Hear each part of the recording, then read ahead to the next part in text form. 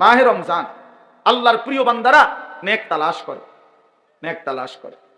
হাদিসের মধ্যে বহু সাহাবীর এরকম প্রশ্ন আছে নবীজির কাছে, যারা কোনো না কোনো আমল তালাশ করছে। ইয়া রাসূলুল্লাহ, আমার একটা আমল বলে দেন, আমার একটা বিষয় বলে দেন, আমার একটা বাক্য বলে দেন, আমার একটা কথা বলে দেন। এইভাবে খুঁজছেন, শুধু আমল খুঁজছেন। কেন? আমার নেকি দরকার, আমার নেকি দরকার। দুল্লানি আলা আমালিন আমিলতুহু দাখালতুল জান্নাহ।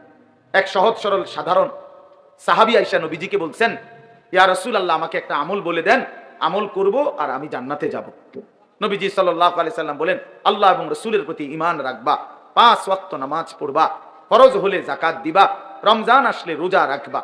তখন পর্যন্ত হজ ফরজ হয় নাই, এজন্য এই 4টা বলে নবী শেষ করছে।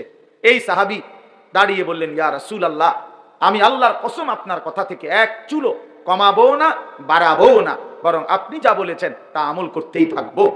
নবীজি তখন বললেন বাকি সাহাবীদেরকে, মান সাররাহু আন ইয়ানজুরা ইলা রাজুলিন মিন আহলিল জান্নাহ ফালইয়ানজুর ইলা হাযা।